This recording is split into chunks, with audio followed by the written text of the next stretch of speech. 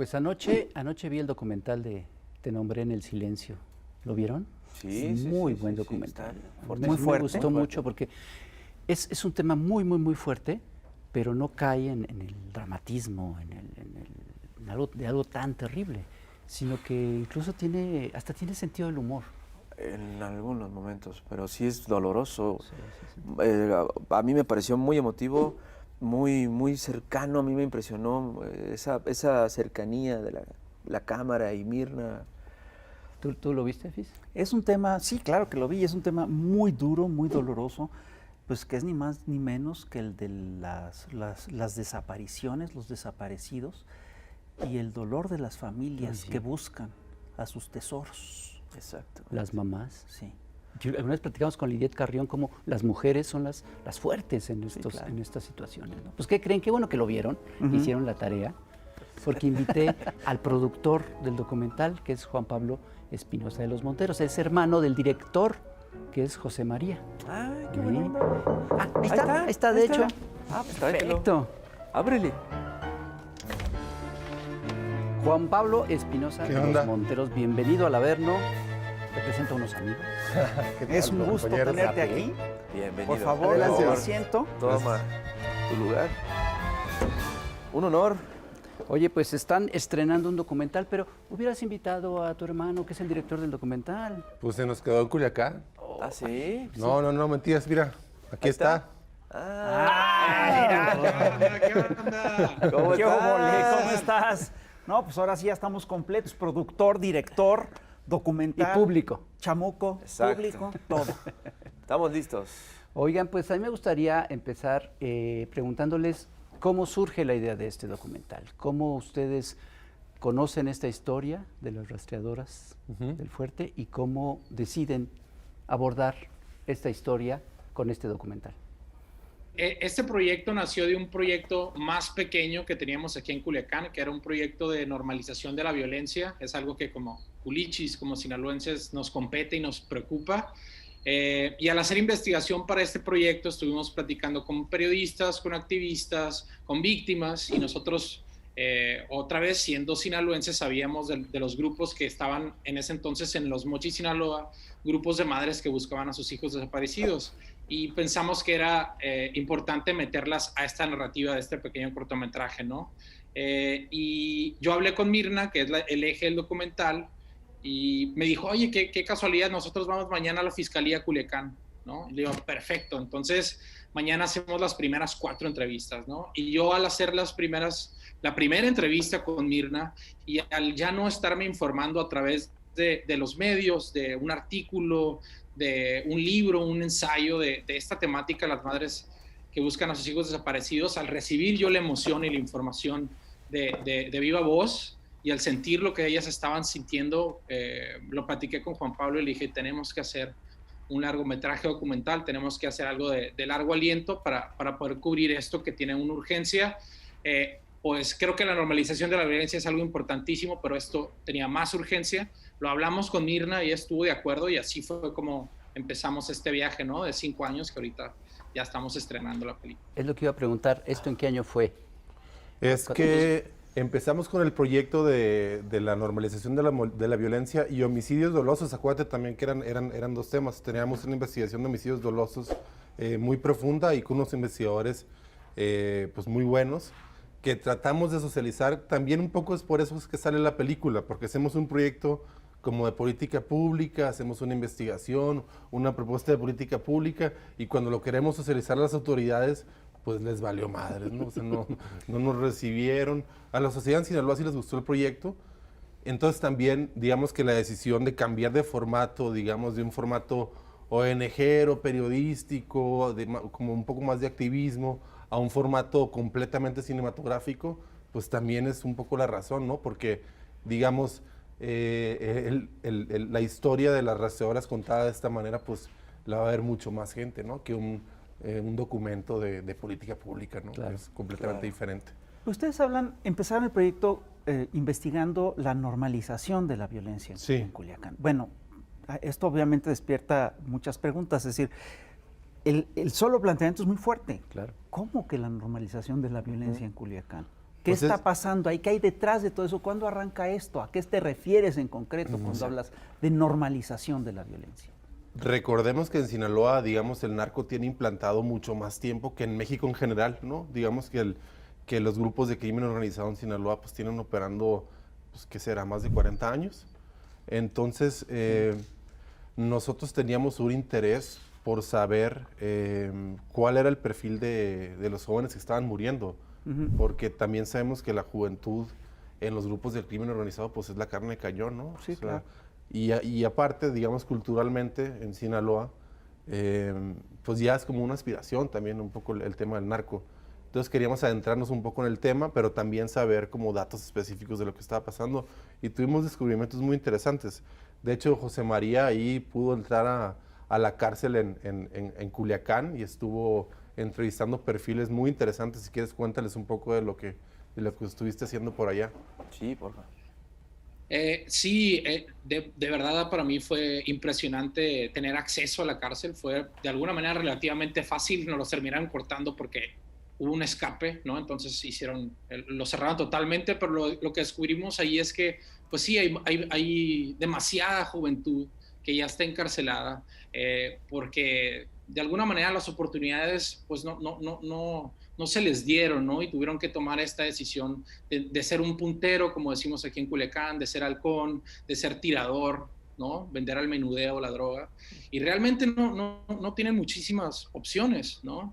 Y dentro de la cárcel que tiene autogobierno, el piloto era no el que mandaba en la cárcel, sino como el vocero, ¿no? Por así decirlo, de los pesados de la cárcel, ¿no? Entonces ahí nos atendió de alguna manera y nos conectó con quien íbamos a entrevistar, ¿no? Y encontramos, pues sí, esto. Yo creo que es la historia de, como dice Juan Pablo, desde hace 40 años, ¿no? Que estos morros son la carne de cañón, son, en palabras de un periodista culiacanense, son desechables para el narco, ¿no? Entonces, fue un shock total entrar ahí y ver de alguna manera cómo se enredaron, como decimos nosotros, dentro de los crímenes organizados, perdón, de los grupos del crimen organizado, y muchísimas reflexiones, ¿no? Que nos dieron al hablar otra vez frente a frente, ya fuera de sus círculos y como más tranquilos, ellos también reflexionando sobre lo que habían hecho, cómo se habían equivocado. Y pues sí, eso fue, ¿no? Fue una experiencia, la verdad, extraordinaria que se tuvo que cortar de tajo. No pudimos sacar así como las conclusiones que queríamos porque se escaparon, hubo una fuga de reos y a las 2 semanas nos cortaron y ya no hemos podido tener acceso, ¿no? al penal de Culiacán. Este periodista que mencionaste es Javier Valdés, que creo que tienen una relación fuerte con este trabajo que ustedes realizaron, ¿no? De hecho, tengo entendido que él bautizó, por así decirlo, a este grupo de rastreadoras de esa manera. Sí, no era Javier Valdés, era Adrián López, que es el director del Noroeste, un gran periodista comprometido, incluso pues, personalmente tuvo un atentado, ¿no? en el sexenio pasado, en donde le dispararon literal pues, órdenes de un político ejecutadas por el narco. Entonces, él fue el que dentro de esta investigación, fue uno de los periodistas con los que fuimos. Y sí, claro, Javier Valdés, como bien lo dice Mirna en el documental, era íntimo de Mirna, de los grupos. Él tenía un interés enorme en las juventudes. Ahí está su libro Los morros del narco, y varios de sus libros, ¿no? Que se entran en estos temas. Él le puso Las rastreadoras del fuerte. Me cuenta Mirna que fue algo muy sencillo. En la primera entrevista que tuvo con ellas, Mirna le decía, no, nosotros buscamos, ¿no? Y le decía a Javier, pero rastrean, ¿no? Ustedes son como, rastrean. Y Mirna me dice que se va pensando, sí, rastreamos. Y en ese momento le dijo, ustedes son rastreadoras, ¿no? Y se les quedó. Entonces sí, de alguna manera también algo que les puedo contar que me contó Mirna era que Mirna pues está en peligro, ¿no? Todos los días, ¿no? Las 24 horas del día. Y Mirna me dijo de que qué curiosa es la vida, o qué trágica es la vida, más bien, Chema, que yo le decía a Javier que yo le iba a dejar todo, ¿no? Cuando me mataran, que yo le iba a dejar toda mi investigación, todos mis documentos, le iba a heredar todo lo que había hecho ella, y terminó falleciendo primero Javier, ¿no? Que es trágico. Ay, qué fuerte. Fíjate, yo conocí a Javier Valdés y era un tipazo, era un agente de primera, pero además acaba Chema de decir una cosa muy fuerte, que hay un periodista al que le hacen un atentado los sicarios del crimen organizado por órdenes de un político. ¿Qué tan fuerte es el vínculo entre los políticos y el crimen organizado en Sinaloa? ¿Y quiénes son esos políticos? Bueno, Mira, no les pido que hagan denuncias concretas, porque eso es peligroso, Sí, no. ya lo sé, pero bueno. Pues se exhibe, en el documental se exhibe de manera muy clara. Digamos que más bien, y Dulcina, que es otra rastreadora, lo dice de una forma muy concreta. La policía municipal de la mayoría de los municipios de Sinaloa trabajan para el crimen organizado. O sea, digamos que la mayoría, por lo menos de los desaparecidos de las rastreadoras del fuerte, los levantan policías municipales y se los entregan a los grupos del crimen. Entonces, digamos que hay una relación pues, muy cercana entre las autoridades locales y los grupos del crimen. Pero también, y no queremos, digamos, dejar el debate en blancos y negros, en la película explica muy bien Dulcina cómo es esta relación, digamos, y por qué hay esta necesidad también de los mismos policías de involucrarse, ¿no? En el crimen, por falta de oportunidades, por amenazas propias, por preocupación por su familia, porque si detienen a un sicario, el sicario sale de la cárcel y se queda con la idea, esta fue la persona con la que me detuvo, entonces yo me voy contra él. Son como relaciones muy complejas y bueno, nosotros creemos que a través de este documental, y Chema lo repite bastante, mostramos esa complejidad y esos matices que nos saca de este discurso o de esta narrativa de los buenos y los malos, que en realidad no hay buenos y malos, es un problema muy complejo y más en un estado como Sinaloa en el que la cultura o la narcocultura, digamos, está infiltrada en la política, en lo económico, en la sociedad, en la música, en todo, ¿no? Entonces, es un poco el atrevimiento que queremos hacer con Fenómeno del Silencio, es llevar a cabo ese tipo de conversaciones. Santa cachucha, esto ya se puso bueno, como siempre. Pero tenemos que hacer un corte comercial. Por favor, no se vayan. Váyase por sus palomitas y regrese. Aquí nos vemos. Vamos a ver a la chamuca, que nos va a hablar de ahora con lo que pasó en Afganistán. Exactamente. Ya la derecha en México vuelve a ser fake minista. Sí. Para defender los derechos de las mujeres en Afganistán. Sí, vamos a ver a la chamuca. Sí. Ahorita regresamos.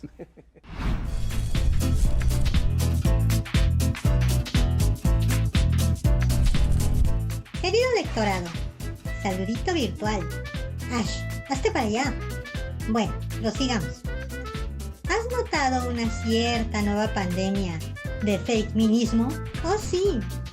Con la salida de Estados Unidos de Afganistán, a la occidental prensa le están preocupando mucho el tiradero que dejaron y los retrocesos en derechos humanos de las mujeres de ese país. Dicen, y no es que el patriarcado fake minista de este lado del mundo esté comparando el tamaño de la libertad de sus mujeres, pero sí, presume y sermonea cuando bien se sabe que donde hay derechos es porque las bisabuelas empezaron a arrebatarlos, sangre, sudor, tortura, siglos y lágrimas mediante. Y como acá encanta copiar todo de Gringolandia, el macherío mexicano, ni tardo ni perezoso, ya se autoalaba y se autoelogia al condenar decididamente al violento talibán. Faltaba más, faltaba menos. Pues que sea menos, señoros. Que no se les olvide que así como allá violentan otra vez a las mujeres con la burka, la lapidación y la prohibición de derechos como la educación, el trabajo, el voto, la movilidad, etc., acá ustedes no cantan mal la sharia, en el país de las cruces rosas. Cabra de bolones, digo, bola de barbones. En el México muy moderno, pero muy feminicida del siglo XXI, las violencias machistas siguen al alza, y cual viento talibán se están llevando parte de esos mismos derechos, gracias a la impunidad, epidemia nacional del corrupto sistema de injusticia. Para que las feministas no molesten, gobiernos firman papeles. Las alertas por violencia de género en 23 estados. Las más recientes para 5 municipios de Chihuahua: Ciudad Juárez, Cuauhtémoc, Guadalupe y Calvo, Hidalgo y Chihuahua Capital. Esto mientras el gobernador saliente se autopromociona en modo el comal le dijo a la olla. Ojalá Miroslava Breach venga a jalarle las patas. Se pronostica que el patriarcado feminista de este lado del océano terminará aceptándolo, pues el nuevo Talibán es como el PRIAN de siempre, muy reformado, pero al estilo de Alex Delarge, ídolo de las multitudes de violadores. Un abrazo solidario a las mujeres afganas.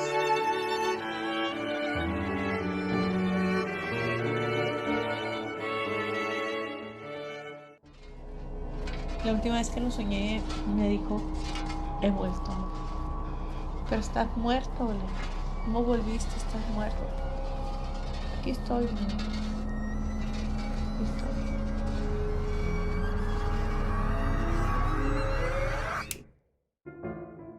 Estamos de vuelta en Chamuco TV y estamos aquí con Juan Pablo Espinosa de los Monteros y con José María Espinosa de los Monteros, que se me hace que son parientes. Hablando sobre este gran documental sobre las rastreadoras del Fuerte. Decían hace un momento, decías tú, Juan Pablo, que desde hace 40 años el narco está instalado en Sinaloa y eso nos ha llevado a una normalidad de la violencia en ese estado.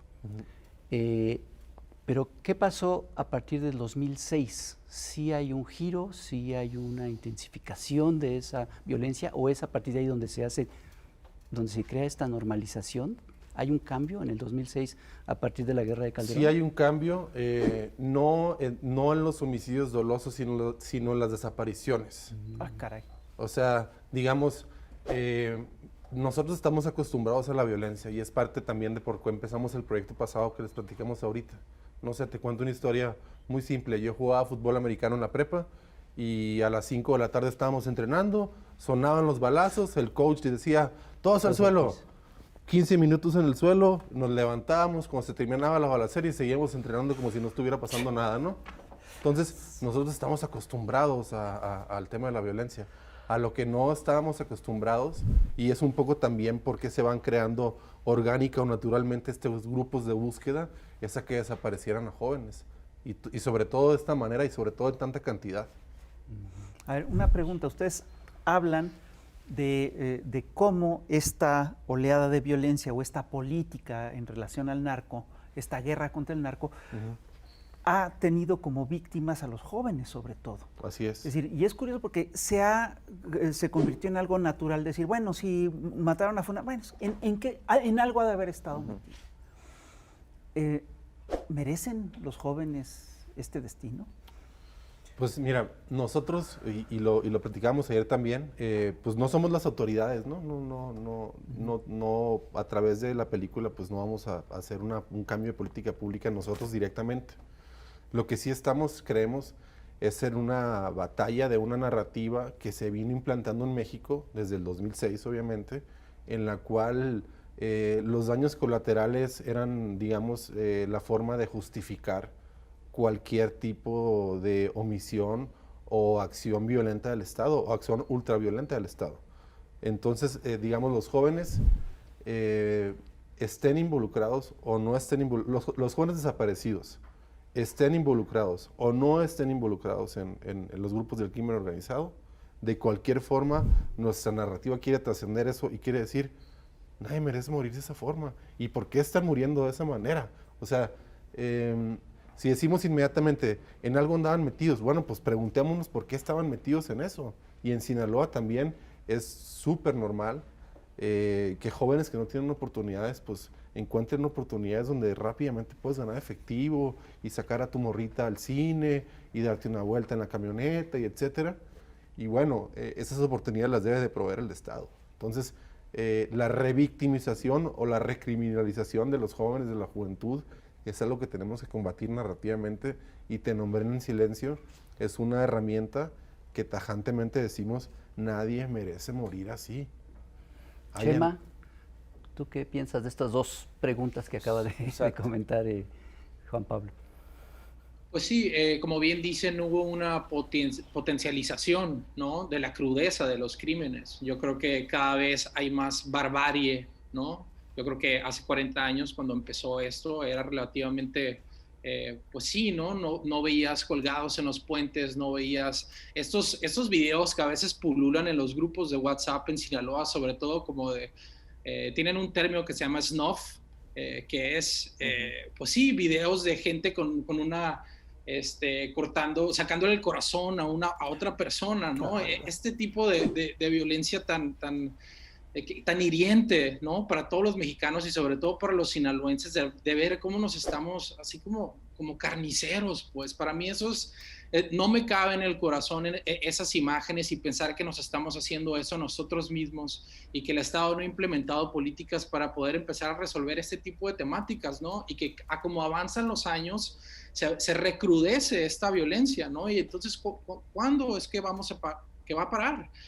¿Y cuándo va a parar otra vez esta escalada qué sigue, pues, después de ver ese tipo de videos de alguien sacándole el corazón, hablándole y la persona, no sé, es algo de verdad brutal y que a mí me enchina la piel, y justamente estos esfuerzos es para tratar de poner estas problemáticas sobre la mesa que nos competen a todos. No solamente le competen a los grupos de rastreadoras y al Estado y al gobierno, nos competen a nosotros como sociedad, no voltear hacia otro lado y empezar a nosotros también a ayudar a entretejer las soluciones que nos van a hacer empujar hacia adelante y pues sí, empezar a solventar estos problemas que son complejísimos, como ya lo dijeron ustedes, y que están enraizados no solamente en Sinaloa, ¿no? Cada vez más en los estados, en los municipios, en donde no se tenían estos problemas, cada vez está más latente, ¿no? Entonces, Te nombré el silencio, como dijo Juan Pablo, es un esfuerzo para empezar a concientizar, ¿no? Y esperemos que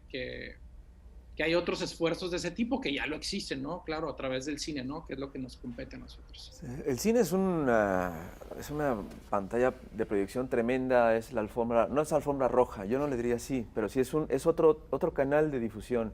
¿Tienen calculado todos estos canales? ¿Tienen ya pensados? ¿Tienen invitaciones? ¿Hay foros? Porque esto se tiene que ver por todos lados, ¿no? Sí, y es el objetivo. De hecho, esta película no está hecha para ganar premios o para hacer recorridos por festivales de cine. El interés y el objetivo que tenemos José María y yo para Te nombré el silencio es que se vea lo más posible la película. Entonces, ahorita estamos en el ciclo de Rastros y Luces Ambulante, que es el ciclo que trata mensualmente un contenido sobre desaparición forzada. Y vamos a estar ahorita hasta el 31 de agosto gratis en Cinépolis Click. Invitamos a la audiencia a que vea la película, a que la comente, a que la comparta, a que la sienta. Es una película que es profundamente emocional. No damos estadísticas, no damos cifras, simplemente es un reflejo del sentimiento y la interacción y la luz y la esperanza que nos dan estos grupos, específicamente el grupo de las rastreadoras del fuerte, y sí haremos un plan de distribución para que se pueda ver lo más posible en el país y ojalá que en otras partes del mundo también. Esto que les iba a preguntar, hay muchas maneras de abordar un tema tan terrible como el de las desapariciones forzadas y el de las madres buscando a sus hijos desaparecidos. Ustedes podrían haberlo abordado de muchas maneras, y yo creo que lo hicieron de una manera que sí refleja lo terrible de la situación, pero que le da una mirada de esperanza, incluso hasta de optimismo, incluso me atrevería a decir hay momentos con sentido del humor. Sí. Ustedes lo decidieron, se fue dando mientras iban filmando. ¿Cómo se dio este acercamiento, Chema? Es algo que yo como cineasta, ni Juan Pablo como productor, lo creamos. Es algo que yo cuando fui a filmar lo vi, ¿no? Que a mí también me sorprendió porque creo que tenemos esta imagen de la víctima ¿no? Que ve todo a través de un velo negro, que siempre tiene que estar llorando, ¿no? Que tiene una nube que siempre está lloviendo sobre ella, y me encontré con algo totalmente diferente. Me encontré con la dualidad de la vida, ¿no? Claro que hay dolor, claro que hay pérdida profunda, pero también hay muchísima luz, hay esperanza, hay resiliencia, hay valentía y sobre todo hay amor. amor, ¿por qué que tiene una rastreadora de consuelo? Pues la rastreadora que tiene enfrente, que está en la misma situación y comparten el mismo dolor. Y como bien dices, dentro de esto, Mirna es una persona extraordinaria en todo el sentido de esa palabra. Y ella está muy curada, como decimos en Culiacán, que es muy chistosa, es muy alegre, es pasional, echada para adelante, es la epítome de la mujer sinaloense. Y todo esto lo pueden ver en la película, ¿no? Porque te digo, otra vez, yo no lo creé, simplemente estuve ahí para picarle rec y para después organizar, ¿no?, estos momentos para que justamente fuera un reflejo de su vida. Y creo que hay otros documentales muy respetables en donde se clava más el cineasta dentro del dolor, en la pérdida y en esta pesadez, ¿no? Y lo que yo encontré, y a mí otra vez me brinca el corazón de alegría de encontrar esta dualidad y de poder poner también acento en eso, en la esperanza, en lo que dices, ¿no? Y creo que el final de la película engloba todo esto, es un final esperanzador en donde dice, estas mujeres van a seguir adelante a pesar de todo, ¿no? A pesar de la ausencia, el vacío de la autoridad del Estado, a pesar de las amenazas del narco, del sol inclemente de Sinaloa, que es muy peligroso, los animales, de todo lo que tienen en contra, ellos van a salir adelante. Y eso, la verdad, si les digo, es de lo que más orgulloso estoy de la película, de esa dualidad. Pues seguimos aquí platicando con Juan Pablo y con Chema Espinosa de los Monteros, autores de un gran documental sobre desapariciones, buscadores de desaparecidos, y que están hablando, entre otras cosas, de lo que es la cultura de la violencia en Sinaloa. Aquí hay una pregunta que me corroe el alma, ¿no? ¿Cuánto tiempo? Ustedes hablan de una cultura de la violencia. ¿Se puede hablar de una cultura de la violencia? ¿En cuánto tiempo se instauró y qué es lo que va a ser necesario para quitarla? Uf, no, pues, si tuviéramos esa respuesta. Yo creo que hay un acercamiento, digamos, a la respuesta. Me voy a atrever a decirlo. A ver, y lo voy a ejemplificar con la película. Mirna lo dice, dice yo, por ser líder de las rastreadoras, tengo que hablar con los buenos y tengo que hablar con los malos, ¿no? ¿Para qué? Para poder encontrar cuerpos, para poderle dar paz a ciertas familias, que los grupos del crimen saben dónde está. Y eso es lo más curioso, que los grupos del crimen saben dónde está y le avisan a ellas para que vayan a sacarlos de ahí. De hecho, tenemos por ahí un testimonio donde la misma persona que va en tierra a la persona, a la víctima, digamos, le marca a la mamá para decirle dónde está. ¡Ah, qué fuerte! Entonces, me voy a atrever a decir que para poder encontrar una solución en conjunto, se tiene que hablar con ellos. Se tiene que hablar incluso con aquel sector del crimen organizado. Sí, sí. Pero entonces estas políticas de, digamos, tratar de resolver esto mediante solo la violencia, ¿funcionan o no funcionan? Pues está toda la evidencia de que no funciona. Okay. Al contrario, más bien aumenta la violencia cuando tienes una estrategia que es coercitiva y punitiva. Disparó la violencia. Sí, y en todo el país, no solamente en Sinaloa. ¿Y la normalizó? Que es precisamente... Y nos acostumbró a convertirnos en contadores de muertes y de desapariciones en lugar de tener, digamos, otros acercamientos que pudieran llevar a una solución a largo plazo. Entonces, no es algo muy popular ni políticamente correcto decirlo, pero yo sí creo que tiene que haber un pacto social muy amplio para poder tener una solución a esto, porque si no va a seguir pasando. O sea, porque la política esta de tratar de resolver, de enfrentar al crimen organizado mediante solo la violencia, eso es característico de lo que es el populismo penal.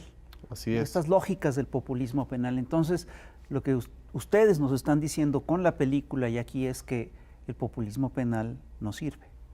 No sirve, o sea, al contrario, empeora las cosas. Solamente pensar en términos coercitivos o punitivos. Y aparte, pues también es muy injusto porque la violencia en México, la gente que es mayoritariamente víctima, es gente que de bajos recursos, que no tiene lana, que no tiene dinero.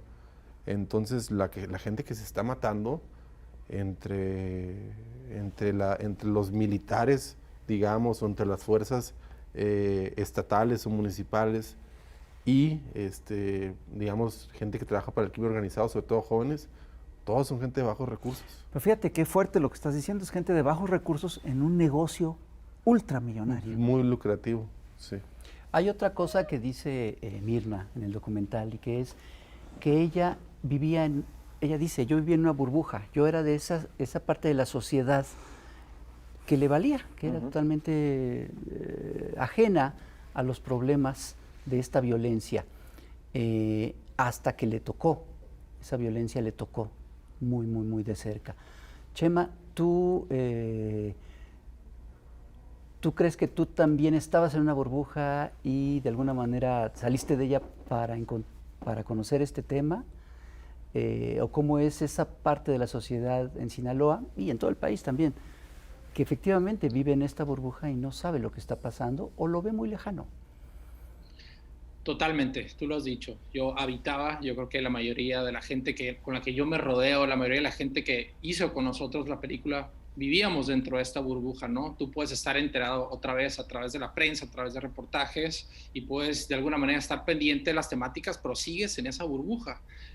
Yo creo que es importante lo que dice Mirna, que alguien que se ha levantado ante la injusticia y hace ese tipo de labor, que diga eso, ¿no? Yo también era parte de la gente que, como dice, ¿no? Le valían. Y esa es la realidad, que nos vale madre. Mientras no toque tu puerta, tú estás tranquilo. Y no es para meter miedo a la gente de ninguna manera, pero creo que sí hay que estar, por lo menos en Sinaloa, en Culiacán, hay como un pensamiento de la gente que está muy, muy adentrado de que te puede tocar, ¿no? Y le ha tocado a amigos míos, le ha tocado a tíos, a quien sea. Entonces, creo que de alguna manera, no es la mejor manera de traer a la gente el tema, ¿no? Decirle que te puede tocar, sino más bien entiende lo que está pasando, ¿no? Vamos a tener lo que yo creo que tenemos como mexicanos, que es un deber civil. Si esto está pasando enfrente de nosotros, en nuestras narices, entonces, ¿por qué no accionar? ¿Por qué no involucrarnos en estas temáticas de la manera que se pueda? Nosotros estamos haciendo esto porque somos cineastas y este es nuestro medio, pero hay muchísimas maneras en las que podemos ayudar, podemos aportar para tronar esa burbuja y ver la realidad por lo que es, no a través de los medios, que claro que es un esfuerzo también gigantesco, pero creo que muchas veces no muestra los matices que realmente te hacen adentrarte y que se haga personal. Este documental para mí, para Juan Pablo, es algo personal, ¿no? Porque queremos decir ciertas cosas, queremos abrir mentes y queremos, pues sí, hacer conciencia de lo que está pasando, y otra vez, que esto nos compete a todos. Oye, Juan Pablo, ¿esto cómo le crees que le sirva a estas mujeres rastreadoras? ¿Cómo se sintieron ellas? ¿Cómo se sintió Mirna cuando ustedes se acercaron para poder trabajar con ellas? ¿Le explicaron que iba a ser una película o un documental? ¿Cómo lo tomaron? Nosotros decimos que nosotros no le damos voz a nadie, que ellas ya tienen una propia voz y solamente estamos amplificando su voz.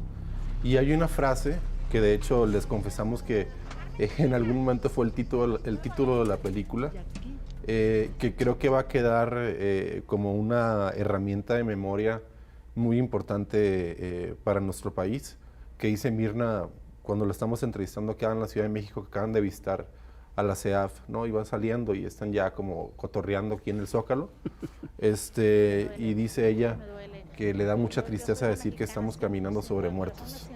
Y es, yo creo que la frase, pues una de las frases más poderosas del documental, porque imaginarte un país en el cual es literal que estamos caminando sobre muertos, y que aparte de estos muertos los tienen que buscar sus propias madres ante los vacíos de autoridad o de Estado, digamos, es amplificar un mensaje que es muy importante para ellas, que la gente lo conozca. Hay un momento en la película en el cual una señora llega con Mirna y le dice, ay, le tengo la buena noticia que mi hijo está vivo. Y te das cuenta con lo que ella cuenta de que simplemente le están chantajeando para sacarle dinero. Ujú. ¿No? Es decir, ustedes hablaron de cómo de repente se disparan las desapariciones. El tema de las desapariciones es un tema particularmente lacerante, porque es un tipo de crimen en el cual pues, tú pierdes a tu ser querido, pero no puedes ni siquiera hacer el duelo. No sabes qué está ocurriendo con él. Entonces es someter, por supuesto, ahí está el hecho violento contra la víctima directa, pero haces víctima a un montón de gente que está a su alrededor, a todos sus seres queridos, ¿no? Y los sometes a un régimen de tortura psicológica muy atroz. Pierdes Claro. todas las certezas. Pierdes todas las todas. certezas, ¿no? Entonces estás hablando con unas mujeres que tienen un dolor infinito, ¿no? Y que no puede cicatrizar nunca, Ujú. porque están hablando de desapariciones, ¿no? Mira, sí, pero también, y es parte de lo que muestra el documental, digamos que la actividad de rastrear o buscar, para ella se convierte como su actividad de vida Claro. o la actividad que les da vida. Y uno de los testimonios que es de Manky, que es una de las restauradoras que yo en lo personal, digamos, su persona me provoca muchas emociones, cuando nos cuenta que ella cuando está a su casa está triste, se siente sin energía, pero en el momento en el que se pone su uniforme de rastreadora y se empieza a convertir, digamos, en esta mujer o en esta heroína que va al monte, al desierto, con el calorón de Sinaloa, a escarbar la tierra y que se siente aparte como responsable no solamente de su tesoro, porque sí le llaman ellas a sus tesoros, sino de todos los tesoros que están ahí en el norte de Sinaloa.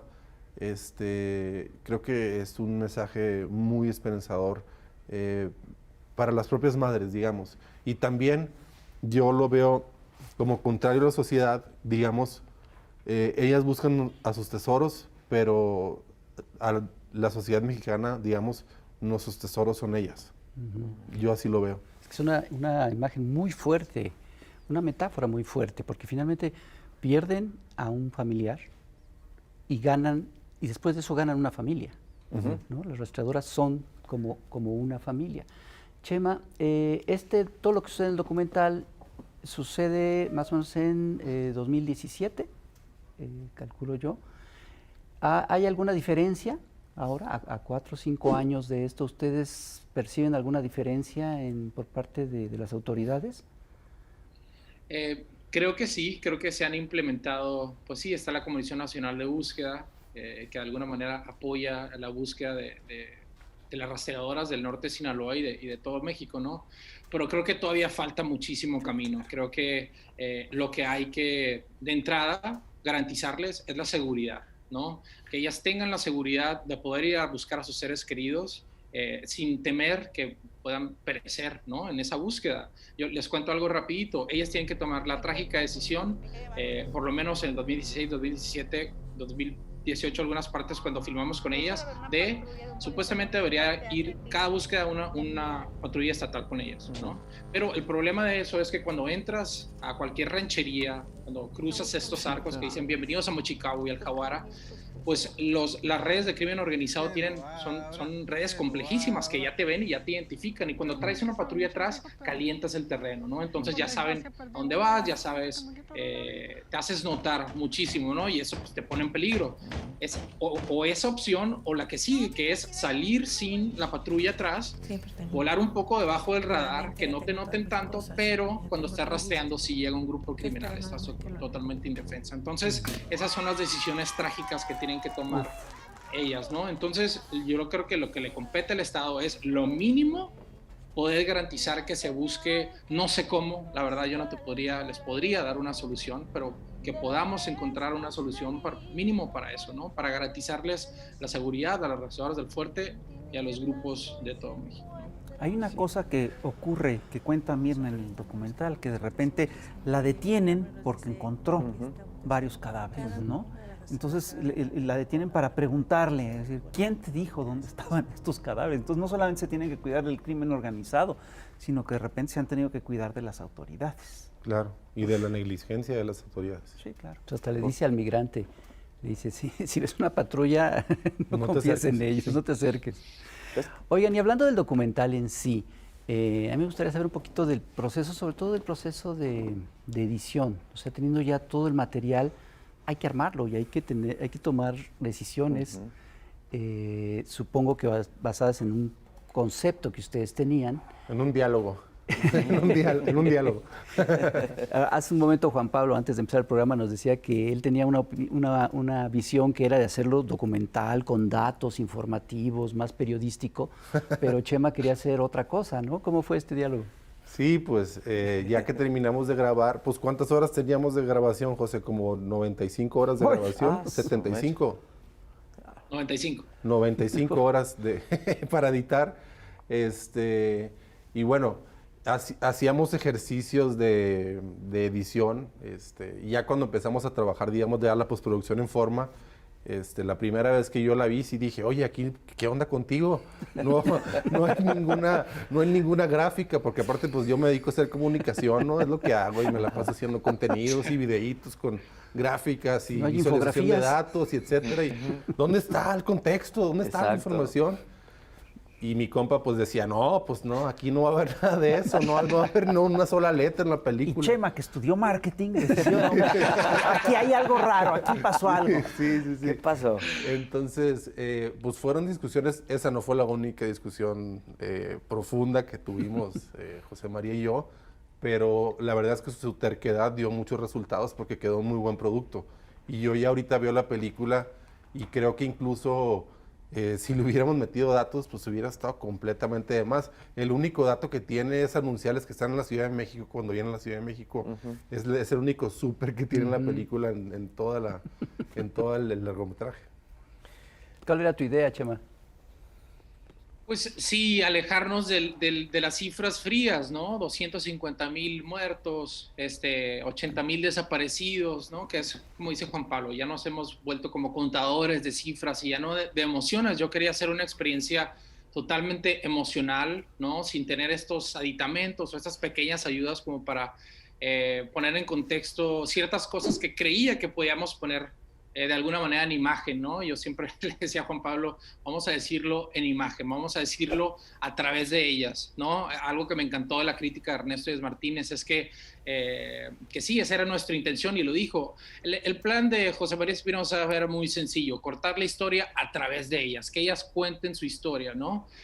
Y estar claro la cámara y nosotros adentro, ¿no? Del grupo, no ser un documental que estos que son como un poquito una mosca en la pared, ¿no? Que son perfectamente chingones, pueden estar chilos, pero yo pensaba en algo inmersivo, estar ahí con ellas rastreando, sentir el calor, la pala, cómo huele en la tierra, hacer una experiencia mucho más sensorial y no, pues sí, como de datos, que es un poquito más frío y creo que, pues sí, resultó beneficioso para la película y ahorita que tenemos estas pocas funciones que hemos tenido en presencial, pues sí sientes todo lo que está sintiendo la audiencia, ¿no? Hay una parte que dice que dejar que las imágenes hablen. Hay un momento en la película particularmente emotivo, fuerte, muy, muy fuerte, en donde se queda en silencio. O sea, ya no solo es... Porque además es muy común meter música, ¿no? Que le diga al espectador qué tiene que sentir. Que endulce el sentimiento. Acá se queda sin audio totalmente. Es absolutamente el silencio y las puras imágenes y yo creo que es una de las escenas más impactantes que he visto en mi vida en un documental. El silencio absoluto.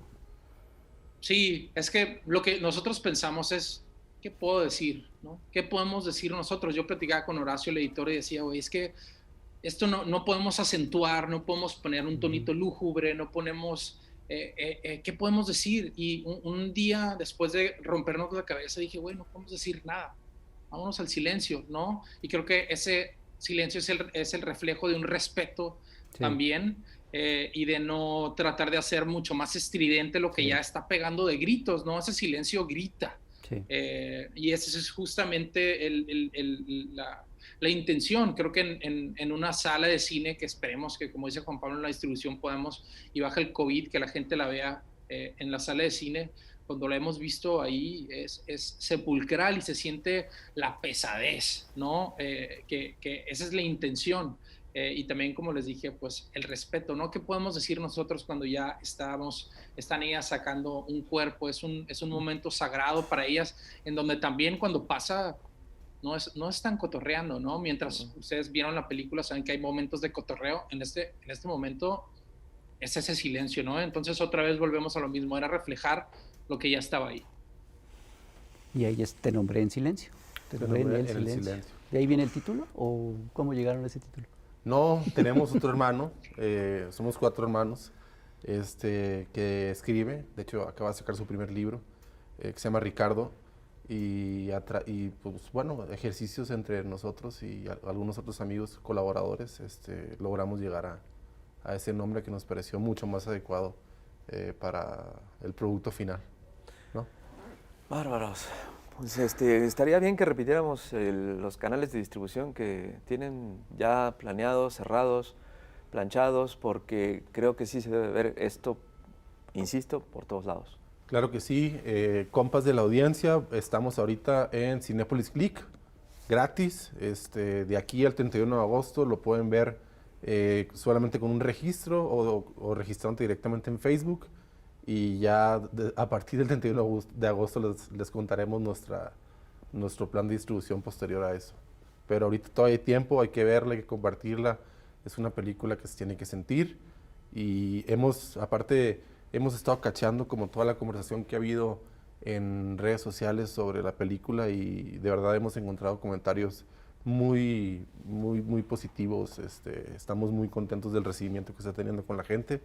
Pero pues todavía falta, ¿no? Hay que exhibirla más, compartirla más y que la gente la platique y que podamos entre todos apoyar a Mirna y a las rastreadoras. ¿Tienen redes sociales donde se les pueda seguir para que no se les pierdan de vista? Sí, claro. En Twitter es @tenombredoc y en Instagram y Facebook es Te nombré en el silencio, tal cual el nombre de la película.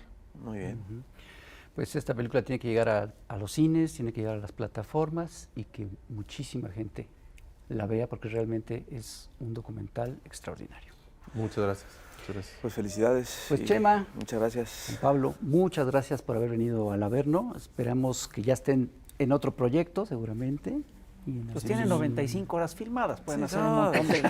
Aparte se ve que son creativos los hermanos, entonces... ¿No? ¿Ya están trabajando en algo? Sí, ahorita tenemos un proyecto que es como una vuelta de 180 grados, que es un proyecto de ciencia ficción, también hacemos ficción, lo estamos escribiendo, entonces ahí vamos hacia adelante también, ¿no? Muchísimas gracias por la invitación. Al contrario. De pasta dental. Muchas gracias a ustedes. Sí. Vean la película y gracias de veras por esto. No, a ustedes, muchas gracias. De verdad, un honor estar aquí en el Averno. Al contrario. Pues señoras y señores, ya lo sabe, comparte este programa, vea este documental, esta película, platíquela y bueno, pues a seguir trabajando por este México. Cuídese mucho y nos vemos en la próxima. Nos vemos.